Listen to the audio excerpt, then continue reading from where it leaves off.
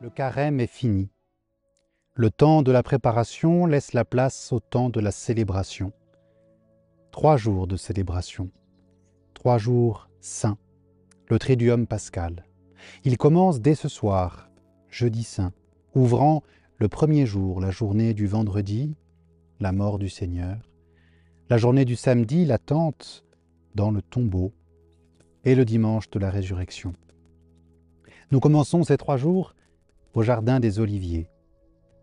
Jésus sera bientôt là. Ici, il transpirera de l'eau et du sang, demandant à son Père, s'il est possible, d'échapper au supplice de la croix.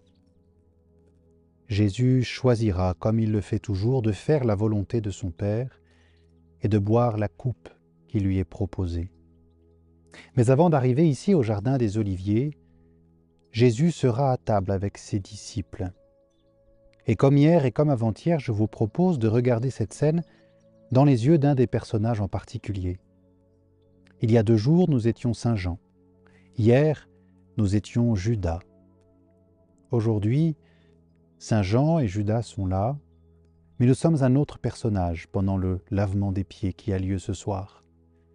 Non pas Saint Pierre qui refuse de se faire laver des pieds, non pas Saint Jean ou Judas qui sont des personnages un petit peu extraordinaires dans ces jours-ci, mais pourquoi pas un apôtre plus discret, André ou Nathanaël.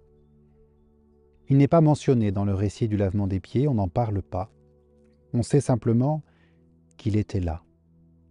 Voilà, je pense, la bonne place à tenir en ce soir du jeudi saint. Être là, autour de la table. Pas plus important que les autres apôtres, mais pas moins important non plus. À notre place, là où Jésus nous attend. On nous dit que Saint Pierre réagit quand on veut lui laver les pieds, mais les autres apôtres se laissent faire. Ce soir, je suis un de ces apôtres qui se laisse faire. Il ne se fait pas remarquer, il n'est pas évidemment fier de ce qui lui arrive, mais il ne refuse pas l'attitude de Jésus parce qu'il a confiance en lui.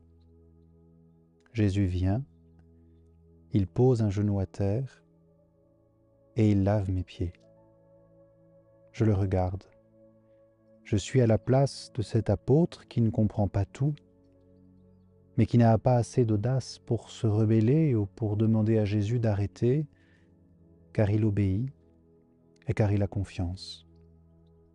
En me lavant les pieds, le Seigneur m'enseigne. Il me dit ce que je dois faire pour les autres et il me dit ce que lui veut faire pour moi.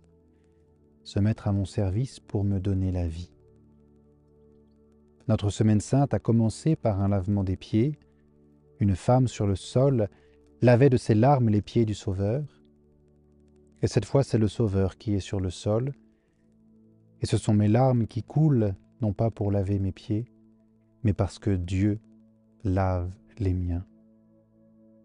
Pleurons en ce jeudi saint devant l'immensité de l'amour de notre Seigneur. Le lavement des pieds n'est rien par rapport au don que nous célébrons ce jour, le don de son corps et de son sang. Jésus se fait notre serviteur et il se fait notre nourriture, notre aliment. Il se donne entièrement sans rien garder pour lui-même, afin que nous puissions le faire vivre en nous et afin que nous puissions être invités nous-mêmes à ce banquet qu'il a préparé pour nous.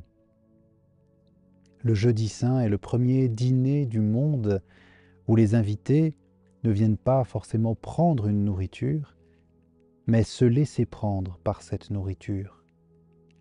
Je consomme l'Eucharistie, je mange le corps, je bois le sang, mais c'est moi qui suis assimilé à travers ce repas.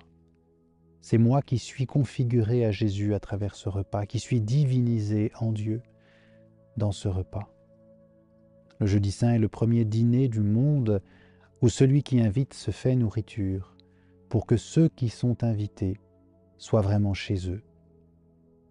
Invités aux noces de l'agneau, à chaque Eucharistie, nous prenons place, peu à peu, dans la salle des noces qui nous est préparée à la fin des temps.